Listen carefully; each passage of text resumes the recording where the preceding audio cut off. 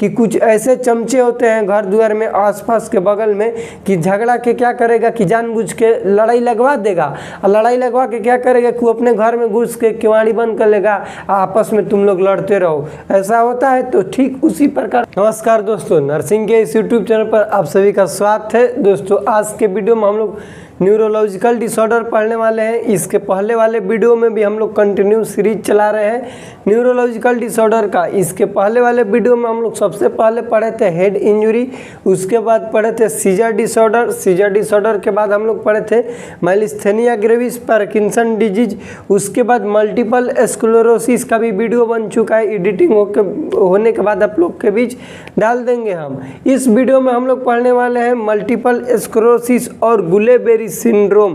दोनों demyelination of nervous system होता है, एक होता है सेंट्रल नर्वस सिस्टम का और एक होता है पेरिफेरल नर्वस सिस्टम का। तो आप लोग यदि मल्टीपल स्क्लेरोसिस का वीडियो अभी तक तो नहीं देखे होंगे तो थोड़ा सा जिक्र हम कर देंगे मल्टीपल स्क्लेरोसिस को, ताकि आप लोग को उसके साथ इसको समझने में आसानी हो, क्योंकि मल्टीपल स्क्लेरोसिस और ये एक दूसरे से लिंक है। या फिर कहें कि यदि हम इसको समझा दें तो आप लोग आधा मल्टीपल स्क्लेरोसिस को भी समझ जाइएगा। हम लोग का टॉपिक आज का नाम है गुलेबेरी सिंड्रोम, जिसको शॉर्ट फॉर्म में जीबीएस कहा जाता है। क्या कहा जाता है? जीबीएस। जीबीएस का फुल फॉर्म है गुलेबेरी सिंड्रोम। इसमें क्या होता है, किस तरह का साइन एंड सिम्टम्स देखा जाता है, होने का क्या कारण है, हो जाने के बाद क्या डायग्नोसिस करते हैं, ट्रीटमेंट क्या है, ये सारी चीज़ हम लोग जानेंगे इस वीडियो में।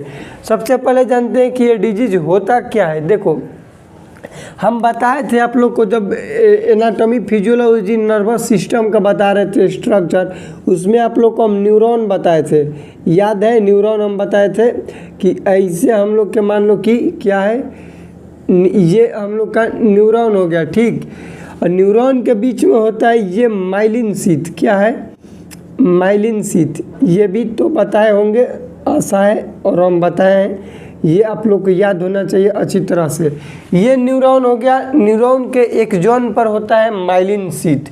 यदि ये myelin sheath central nervous system में है, यदि ये माइलिन शीथ, ध्यान से समझो, यदि ये myelin sheath central nervous system है तो इसको बनाएगा सेल जिसका नाम है डेंड्रोसाइट। और यही माइलिन शीथ यदि पेरिफेरल नर्वस सिस्टम है तो इसको बनाएगा स्वान सेल। कौन बनाएगा? Schwann cell.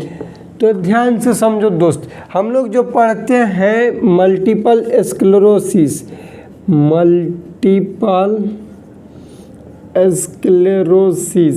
ये तो हम लोग का हो गया सेंट्रल नर्वस सिस्टम का। यही बात करें जीबीएस, जीबीएस कहने का मतलब गुलेबेरी सिंड्रोम, तो ये है किसका? पेरिफेरल नर्वस सिस्टम का डिजीज है। तो इसमें हम कह सकते हैं कि गुलेबेरी सिंड्रोम में स्वान सेल का कमी होता है भैया, क्योंकि अभी बताएं कि स्वान सेल किस में बनता है?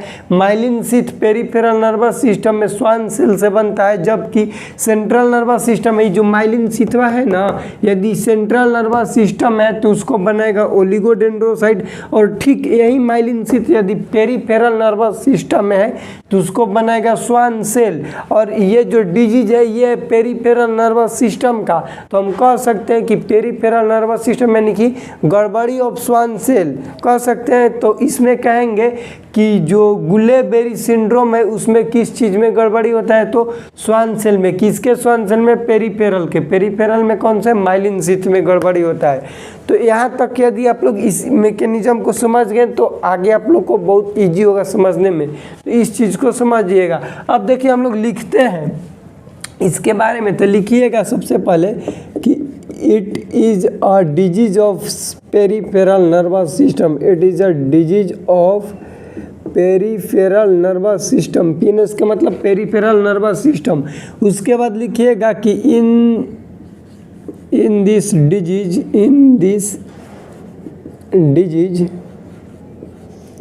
There is destruction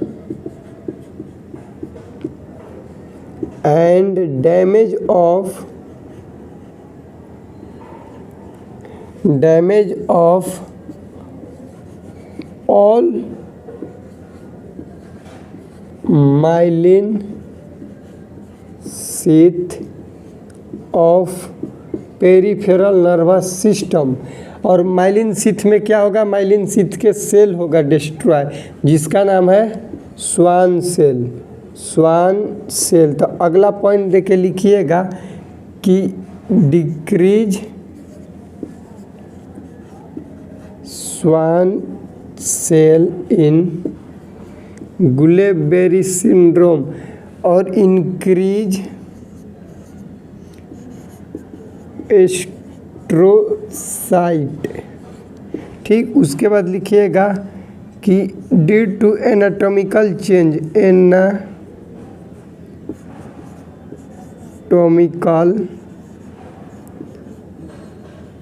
changes in peripheral nervous system will leads to anatomical changes in peripheral nervous system will lead to functional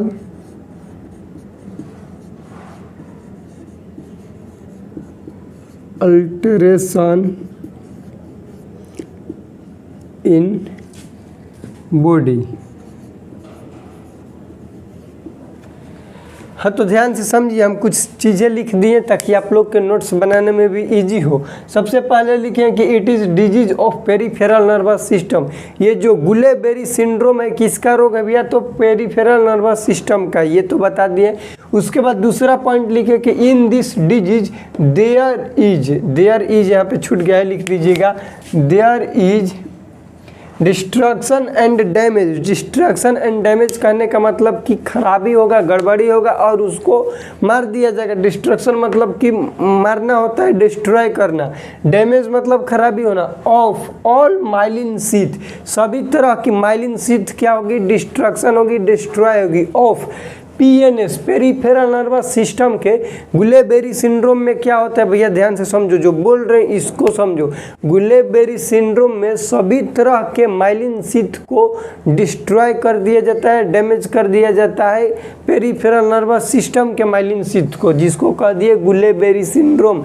और ये जो पेरिफेरल नर्वस सिस्टम के माइलिन शीथ होता है, जिसका स्ट्रक्चर है बनता है, ये बनता है स्वान सेल से। तो माइलिन शीथ खत्म हो रहा है, इसका मतलब कि स्वान सेल खत्म हो रहा है, इस चीज को भी याद रखिएगा। उसके बाद लिखें कि decrease number of Schwann cell in GBS. Guillain Barre syndrome में क्या होता है, स्वान सेल का नंबर कम होता है, डिक्रीज होता है। उसके बाद लिखें कि इंक्रीज नंबर ऑफ एस्ट्रोसाइट। ये एस्ट्रोसाइट क्या होता है भैया, तो हम आप लोग को जब एनाटॉमी फिजियोलॉजी नर्वस सिस्टम का बता रहे थे उसमें बताए थे गिलियल सेल। गिलियल सेल के सूत्र बताए थे awesome, OSAME।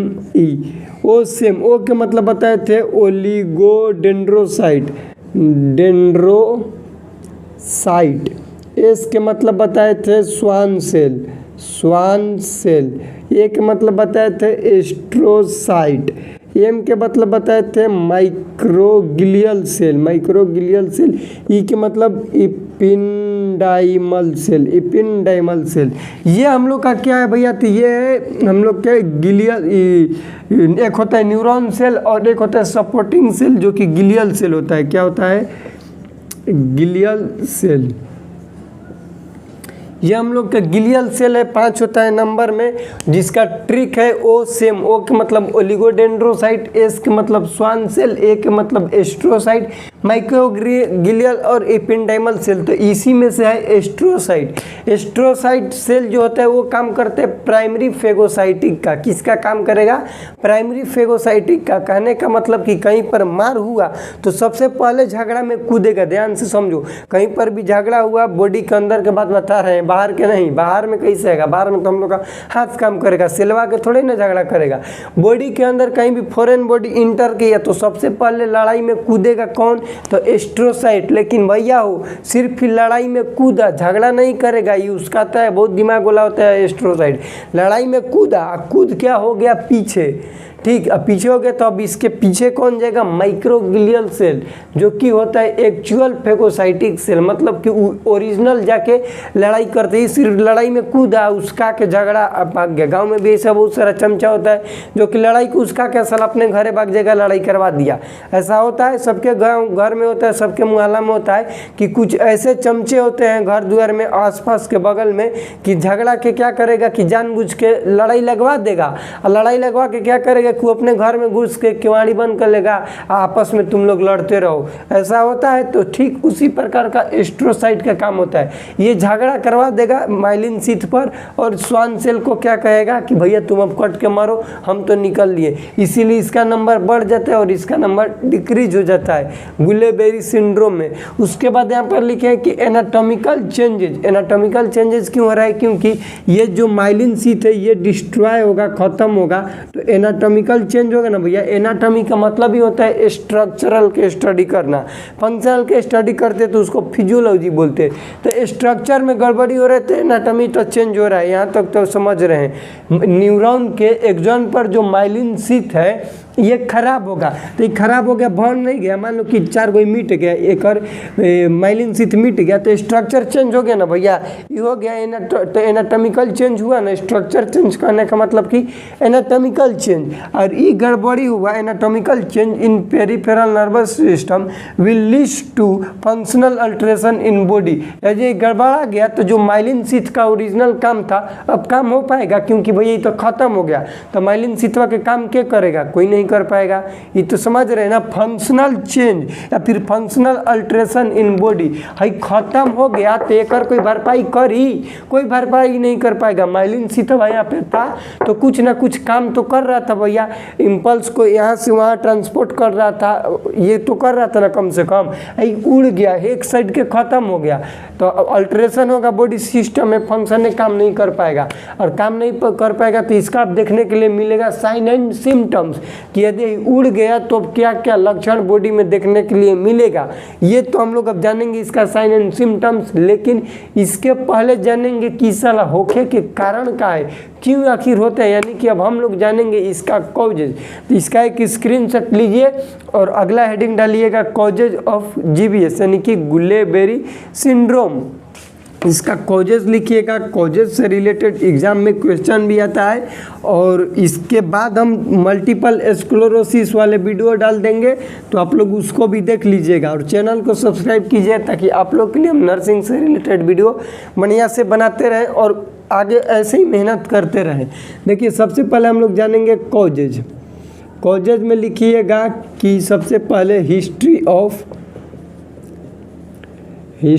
Of GI infection. GI मतलब गैस्ट्रोइंटेस्टाइनल इन्फेक्शन। एग्जाम्पल में लिखिएगा डायरिया। डायरिया होता किसके वजह से, तो रोटा वायरस। उसके बाद लिखिएगा रेस्पिरेटरी इन्फेक्शन।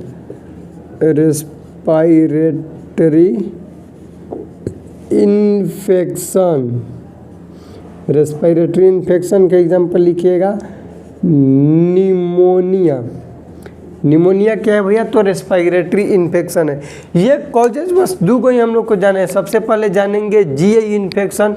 जीआई इन्फेक्शन के अंदर आ जाएगा हम लोग का डायरिया, जिसका मोस्ट कॉमन कॉज होता है रोटा वायरस। उसके बाद रेस्पिरेटरी इन्फेक्शन में हम लोग का आ जाता है निमोनिया। ठीक, अब इसका जानो साइन एंड सिम्टम्स, जो कि मोस्ट इम्पोर्टेंट होता है, इसको भी मिटाते हैं ताकि आप लोग को साइन एंड सिम्टम्स हम अच्छे तरीक़ा से बता दे। मोबाइल का स्टोरेज भैया वो कम होने के कारण ये काम तेज़ी से कर रहे हैं। ठीक, देखिए sign and symptoms of GBS, इसको अच्छा से लिखिएगा। सबसे पहले लिखिएगा कि असेंडिंग पैरालिसिस,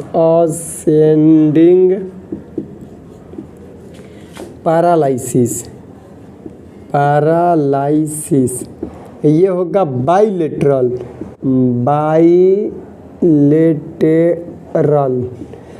असेंडिंग पैरालिसिस के बाद लिखिएगा आपका असेंडिंग पैरालिसिस। उसके बाद होता है बल्बार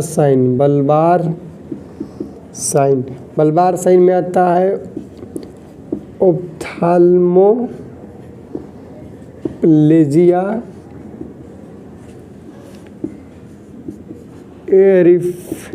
रिफ्लेक्सिक, एटोनिक। और इसके पैरालिसिस का स्टेज होता है स्टेज 1, स्टेज 2 और स्टेज 3। इसमें डिक्रीज हो गया फिर रिजॉल्व होगा पैरालिसिस। सबको समझा रहे हैं, टेंशन नहीं लीजिए। पैरालिसिस किसे होगा तो ये होगा डिसेंडिंग पैटर्न में, डिसेंडिंग पैटर्न में। और ये होता है असेंडिंग में, असेंडिंग। और इस पर रुक जाता है, pin stop at particular organ. देखिए sign and symptoms of GBS, Guillain Barre syndrome का साइन एंड सिम्टम्स में most common sign and symptoms होता है असेंडिंग पैरालिसिस। असेंडिंग पैरालिसिस कहने का मतलब कि नीचे से उठते उठते पैरालिसिस ऊपर की ओर आएगा, इसको हम लोग कहते हैं असेंडिंग पैरालिसिस। इस चीज़ को भी ध्यान दीजिएगा। असेंडिंग पैरालिसिस मतलब कि ऊपर, नीचे से ऊपर आएगा, बाइलेटरल दोनों साइड आएगा, उसको बोल दिए असेंडिंग पैरालिसिस। उसके बाद बल्बार साइन, ये साइन का नाम है बल्बार साइन। 3 साइन मिल जाता है जिसको बोल देते हैं बल्बार साइन। नंबर 1 है ऑप्थाल्मोप्लेजिया। ऑप्थाल्मो मतलब आँख, प्लेजिया मतलब पैरालिसिस। आँख के जो मसल होता है वो पैरालाइज हो जाएगा, उसको बोल दिए ऑप्थाल्मोप्लेजिया। एयर रिफ्लेक्सिस कहने का मतलब कि absent of reflex known as areflexia, यानी पेशेंट में कोई भी रिफ्लेक्स जल्दी शो नहीं होगा, यानी कि रिफ्लेक्स शो होने में डिफिकल्टी होगा या फिर लगभग एब्सेंट होगा, उसको बोल दिए एयर रिफ्लेक्स, एयर रिफ्लेक्सिक। उसके बाद एटोनिक, एटोनिक मतलब बॉडी का टोन जो मूवमेंट होता है वो गड़बड़ हो जाएगा या फिर एब्सेंट हो जाएगा। और पेशेंट का टोन गड़बड़ हो जाए तो धड़ाम से नीचे गिर जाएगा, उसको बोल दिए एटोनिक। मसल का मूवमेंट में टोन ना होना, टोन मतलब नहीं होना का मतलब मजबूती नहीं होना, मेरे मसल में मजबूती नहीं होता, हम धड़ाक दे गिर जाएंगे, इसको बोल दिए एटोनिक, जो कि गुलेबेरी सिंड्रोम वाले पेशेंट में देखने के लिए मिलता है। अब इसके बाद पैरालिसिस होने का इसका स्टेज होता है स्टेज 1, स्टेज 2, स्टेज 3। स्टेज 1 में इसका होता है कि पैरालिसिस ऊपर की ओर चढ़ेगा असेंडिंग में। और यहाँ से एग्जाम में क्वेश्चन आता है कि पैरालिसिस का जो पैटर्न है स्टेज क्या होते हैं, तो स्टेज 1 में पैरालिसिस पहले चढ़ेगा, चढ़ के कहीं रुक जाएगा, 1-2 महीने मान लो कि रुक गया, दवाई वही दिए तब उतरेगा ना, तो जैसे चढ़ल है वैसे ही उतरेगा, आराम से लहे लहे नीचे गति उतर जाएगा, यानी कि डिसेंडिंग रिजॉल्व होगा। ध्यान से समझो, हंसना नहीं है इस पर। डिसेंडिंग गुलेबेरी सिंड्रोम के स्टेज 3 में रिजॉल्व होता है पैरालिसिस डिसेंडिंग पैटर्न में। और यही क्वेश्चन आता है कि इसका रिजॉल्विंग का तरीका क्या होता है, तो डिसेंड में होता है रिजॉल्व, जबकि चढ़ता कैसे, तो असेंडिंग पैटर्न में चढ़ता है गुलेबेरी सिंड्रोम का ये चीज़। अब हम लोग जानेंगे इसका मैनेजमेंट कि किस तरह से मैनेजमेंट किया जाता है इस पेशेंट वाले को। गुलेबेरी सिंड्रोम का मैनेजमेंट, आरएक्स मतलब मैनेजमेंट। सबसे पहले हम लोग कहते हैं प्लाज्मा फ्रेसिस। क्या करेंगे, plasma phrases, plasma phrases machine द्वारा प्लाज्मा फ्रेसिस कर देंगे ताकि पेशेंट का एंटीजन एंटीबॉडी वॉश आउट हो जाए। क्या हो जाए, wash out antigen plus antibody, antigen antibody wash out हो जाए, प्लाज्मा फ्रेसिस। फिर आईवी देंगे, आईजी इंट्रावेनस इम्यूनोग्लोबुलिन, आईवी देंगे, आईजी मतलब इंट्रावेनस इम्यूनोग्लोबुलिन देंगे ताकि पेशेंट के अंदर क्षमता रहे। किस चीज़ का भैया क्षमता रहे, तो उसके अंदर एंटीबॉडी बनाने की क्षमता रहे, उसको हम लोग कहते हैं आईवी आईजी। उसके बाद देंगे हम लोग एंटीवायरल, क्योंकि ये वायरस ले हो सकता है, तो देंगे एंटीवायरल, एंटीवायरल जिसका एग्जाम्पल लिखेगा SCYC साइक्लोवीर, साइक्लोवीर साइक्लोवीर, ये हो गया ड्रग का नाम है साइक्लोवीर। ये हो गया हम लोग का total about the Guillain Barre syndrome. Guillain Barre syndrome में होता क्या है, तो बॉडी का पैरालिसिस होता है, फ्लेक्सिड पैरालिसिस कह सकते हैं, असेंडिंग पैटर्न में होता है, यही क्वेश्चन आता है एग्जाम्पल ऑप्शन में ऑब्जेक्टिव के रूप में आएगा। तो उसके बाद इसका साइन सिम्टम्स बता दिए, आपको कॉजेज भी बता दिए। डायग्नोसिस वही है, history collection, physical examination. Diagnosis में कुछ नहीं, क्यों कुछ नहीं है इसका डायग्नोसिस में, कि डायग्नोसिस भैया इसलिए नहीं क्योंकि इसका साइन एंड सिम्टम्स ही डायग्नोसिस बनता है। तो डायग्नोसिस आप लोग लिखिएगा, history collection, physical examination, CT scan कराएंगे, एमआरआई कराएंगे, सीएसएफ एनालिसिस कराएंगे, बस इतने ही डायग्नोसिस में कराएंगे, उसके बाद कुछ नहीं कराएंगे। ये हो गया हम लोग के जीबीएस गुलेबेरी सिंड्रोम। और आप लोग देख लीजिएगा मल्टीपल स्क्लेरोसिस। आप लोग से एक छोटी सी रिक्वेस्ट है कि वीडियो को अंत तक देखते हैं तो वीडियो को लाइक कीजिए, चैनल पर नए हैं तो चैनल को सब्सक्राइब करके अपने दोस्तों के साथ शेयर करें, ताकि आप लोग के लिए और आपके दोस्तों के लिए हम हमेशा नर्सिंग से रिलेटेड वीडियो बनाते रहेंगे। और कोई भी डाउट हो, कोई भी टॉपिक से रिलेटेड डाउट हो तो प्लीज़ कमेंट कीजिएगा। आप लोग के टॉपिक को हम अच्छे से पढ़ेंगे और कोशिश करेंगे कि उसको भी अच्छा तरीका से बता पाएँ। वीडियो कैसा लगा कमेंट सेक्शन में बताइएगा, और मिलते हैं अगले वीडियो में। तब तक के लिए जय राम जी की।